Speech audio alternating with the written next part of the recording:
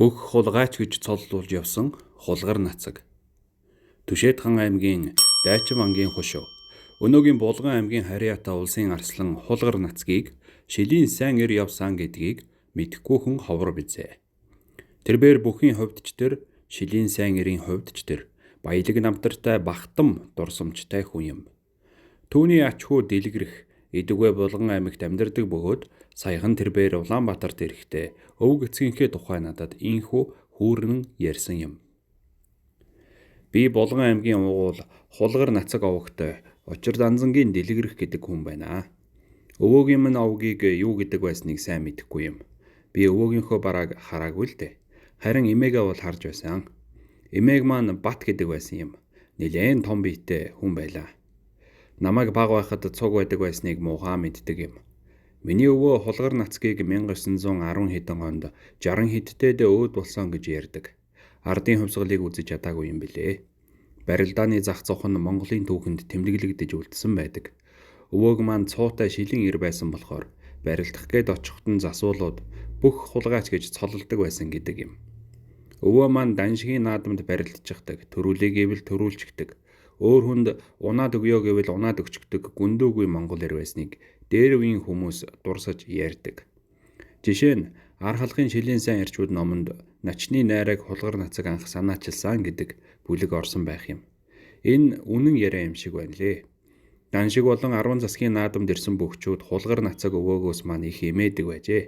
Тиймээс өвөө маань 3-ын даваанд ам авах үеэс эхлээд л бөхчүүдийн майхан хисээд шин цол гордож байгаа дүмгхэн бөхчүүдээс "За дүүгийн алдар нэр хинсэн билээ" гэж асууж явдаг. Цаад хүн нь нэрээ хэлэнгүүт "За сонслоо. Дараагийн даваанд ах нь чамайг хүртчихье" гэж айлгадаг байж л дээ. Цаад хүн нь айхан ирэхэндээ өвөөг наадамчин олноос нууцгайхан дагуулж холдуулаад "Та намайг битгий аваач дээ" гэж гуйх жишээтэй. Хариуд нь өвөө маань "Өгөхөл юм мэдэндээ шилийн хулгайч хулгар нацагт ямар сайн нэр байх вштэй. Ахиухан юм өгөх юм бол ах нь чамайг авахгүй ч байж мэднэ" гэж хариулдаг байж. Энэ мэтэр 3-4-ийн давааны үед шин залуу бөхчүүдээс баахан юм цуглуулж аваад 6-7-гийн даваанд ёстой л хэн нэгэн бөхөд жинхнээсээ бууж өгөөд начин юм уу харцаг төрүүлдэг байсан байгаа юм. Тийм ч учраас өвөө маань томоохон наадамд төрүүлж явсангүй. Тэртээ ард олонд шилийн хулгайч гээд цол нэгэнд хүртчихсэн болохоор наадамд төрүүлж тэгтэл алдарших сонирхолж байгаагүй юм шиг. Нэг удаагийн хушуу наадамд өвөө маань нэг залуу бөхтэй үзүр дүрөнд үлдчихжээ. Тэгээд түүнтэй барилдахаас өмнө майханд нь орж байдлыг ажигласан чинь "Тэр залуу бүх нацаг гой та бол тэртээ тэргүй ард олны дунд нэртэй хүн шүү дээ. Энэ наадамд төрүүлсэн ч нацаг, төрүүлээгүй ч нацаг. Харин би бол нэр дарах гэж ядаж яваа залуу хүн. Та надад буугаад өгчөөчтэй" гэж 50 лангийн эмбүү дээлийн хуй торохтой барьсан байгаа юм. Өвөө түүнийг нь гардаж авснаа. Уг нь эзэн ноён намайг энэ наадамд заавал төрүүлнэ шүү гэж загсан юмсан. Улаан цай буугаад өгчихвэл намайг банздах вэ дээ. Тэгэхээр би эхлээд хэд хэдэн удаа халж туйлсан дүр үзүүлье за. Харин чи сайн тогтоогоорой. Тэр үед намайг хутгachхад болно гэсэн үг хэлжээ. Ингээд хоёр бүх барилдах болж өвөөч хэлсэн ёсороо халж туйлсан дүр үзүүлээ адил байв. Тэгтэл цаад бүхэн өвөөгийн туйлах дүр үзүүлснийг тогтоож чадалгүй. Унчхаж. Наадам тарсны дараа залуу бүх "Та чинь надад бууж өгнө гэж амлаад чан харамж авсан биз дээ" гэж гомдол мэдүүлэхэд өвөө огт тоосон шинжгүүгээр "За дүү минь дээ. Эхлээд ахынхаа хэлсэн үгийг саначих. Би туйлсан дүр үзүүлнэ гэж чамд сануулсан шүү дээ. Харин чи өөрийнхөө муугаас болоод миний халж туйлахыг тогтоож чадсангүй.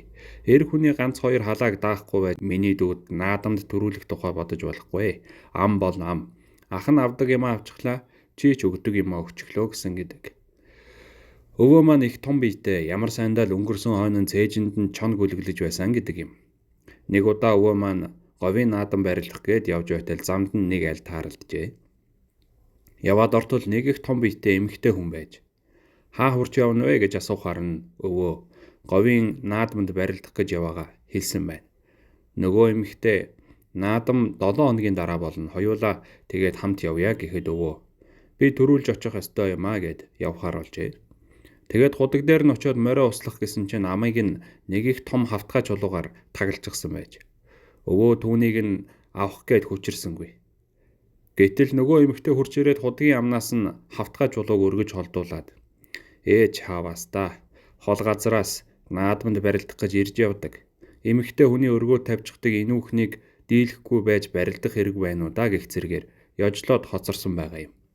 7 хоногийн дараа наадам эхэлж өвөө маань нэгийн даваанаас эхлээд барилдсаар байгаад үзүр дүрэнд үлджээ. Тэр үед бүхийн зодог шуудаг өнөөгийн шиг задгаа биш, битүү байсан юм. Өвөө маань үзүр дүрүүний бүхтээ зодоглох гээд очсон чинь нөгөө худгийн амсар дээрээс хавтгай тагийг өргөж тавьсан эмэгтэй зогсож байсан гэдэг. Тиймээс өвөө түүнтэй барилдахгүйгээр өөрийгөө давсанд тооцоод хошоо ноён дээр дивээд шууд очсон байгаа юм. Яагаад барилдсангүй вэ гэж асуухт нь эмэгтэй хүнийг толгой дээрээ гаргасан хошуу нутаг танахаас өөр байдаг юм уу? Би эмэгтэй хүнтэй барилдахгүй гэсэн байна. Тэгтэл хошуу ноён шууд л зарилагдаад өвөөг маань шорон руу явуулчихаж. Үзүр түрүүнд үлдсэн тэр бүхийг хошууных нь ард иргэд эмэгтэй хүн гэдгийг өмнө нь ерөөсөө мэддэггүй байж л дээ. Тиймээс яав ий болоод л явчихаж. Нөгөө бүхийг ир юм уу, им юм уу, алин болохыг мэдэх гээд баахан асуудал үүссэн байгаа биз? Тэгээд эмэгтэй болохыг нь мэдсэний дараа хошуу ноён хулгар нацаг гэдэг тэр бүхийг шоронгоос гаргах гэж зарлигдаад оронд нь нөгөө том биетэй хүүхнийг хийчихсэн байгаа юм. Тэр хүүхэн шоронд орохдоо "Нацгаа, чи намайг эндээс гарахад тус болоорой" гэсэн ч өвөө маань юу ч дууралгүй гараад явчихаж. Хойноос нь нөгөө хүүхэн "Чиний цээжинд чон гүлэглэх юм байна л да" гэж хэлээд хоцорсон байгаа юм. Хожим үнэхээр л өвөөг минь нас барсны дараа цээжинд нь чон гүлгэлсэн байдаг. Булган нутгийн дээхэн үеийн хөгшчүүлж хулгар нацгийн цээжинд чон гөлгөлсөн гэж ярьсаар ирсэн. Булганы хангал сумын ойролцоо хөх өндөр гэдэг газрын баруухан талд түүний цогцыг тавьсан гэдэг. Хэд тэгсэн хэд хоногийн дараа цээжинд нь чон гөлгөлсөн арга ясна алга болчихжээ. Морин дэрэгний мөр гарчихсан шарлыг нь ачаад явчихсан байсан гэсэн. Баруун зөвтөл явчихсан да гэж аав минь ярьдаг байлаа. Аав маань хулгар нацаг өвөөгийн хамгийн том хүүхэд нь байхгүй юу? Аавын дүү очир барилддаг байсан бөгөөд нөгөө хоёр дүү нь бүх болоогүй. Аав маань харин булганы наадам, Сэлэнг аймгийн баруун бүрэнгийн наадам зэрэгт ноцолдож байсан аймгийн сумын цолтой хүн. Хулгар нацаг өвөөг шилийн сайн ир байсан гэдгийг эмээ маань надад ярьдаг байлаа. Өвөө чинь богцонд аргамч хийгээд л гардаг. Тэгээд олон хоног сараар явнаа. Баруун тийшээ гарахад зүүн талаас орж ирдэг. Зүүн тийшээ гарахаараа баруун талаас орж ирдэг байлаа. Эрэхтэй нөгөө л аргамчтай богцтойгоо ирдэг байсан. Холоос туусан адуу малаа замдаа ядуу ардаад тараачдаг байсан гэж ярина. Өвөөг ингэж олон хоногор яваад ирсний дараа хошууд хамгийн газраас хүмүүс ирээд бариад л явчихдаг байж. Дандаа хошууд амнуул чулгаа хийдэг байсан юм биз дээ. Тэгээд замдаа тараачдаг. Өөрөө тийм баян сатгалан байгаагүй юм гинлээ. Цайны сүүний ганц үнэтэй, хідэн хонтой, унааны хидгэн морьтой л байж. Томоохон хулгай хийгээд ирэхээр нь хошууны давхрууд бариад аваад явчихна. Хошууны наадамд өхөөд ирмэх зөвөө маань манай хошууны наадмыг гадны бүх авах гээд байна. Би барилдаад наадмыг чинь авч өгье. Хэрвээ төрүүлж чадахгүй бол толгоогоо тавья. Төрүүлж гимэн би суллагдаад явъя гэж ам өчиг авдаг байж. Хошууны наадамд бол төвөггүй төрүүлчих нь л дээ. Тэгээд л ийм том ам гарч байхгүй юу? Харин даншиг наадмаас бол арслан цолол авсан байдаг. Авраг болж чадаагүй.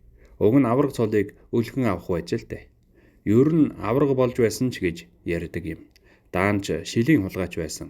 Тэгээд шоронгоос гарахын тулд толгоогоороо динжин тавьж дөрүүлсэн зэрэгээс нь болоод авраг цолыг нь өгөөгүй юм гинлээ. Албан ёсоор авраг цол хүртээгүй ч гэлээ. Аврагын хэмжээнд барилдаж төрүүлээд нөгөө л шилийн хулгайч гэдгээр тавигдаад явчихдаг байж.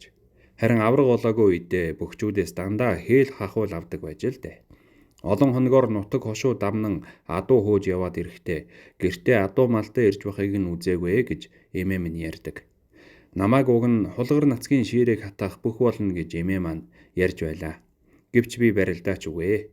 Манай Булган аймгийнхан шилийн сайн ир сайн бүх гэдгээр нь хулгар нацаг өвөөг маань их хүндэтгэн ярьдаг юм.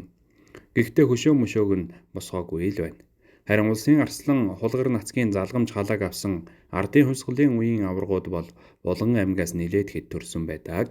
Булган аймгийн хангал сумын нутаг, улаан толгойн хойхон талд хуучин ламын хийдийн бааз гэж байсан газарт өвөөгийн өргөж тавьсан термин чулуу гэж байдаг юм гисэн. Одоо манай нутагт Өсөх Баяр гэдэг өндөр настай хөгшин байдаг. Энэ хөгшин нодон жил надтай уулзаад "За хөөмн, чи сайн бүхийн удам хүн дээ. Улс амьтныг албан ёсоор цуглуулад өвөөгийнхөө өргөж тавьсан чулуу байгаа нутгаар нэг явмаар юм даа гэж хэлж байсан.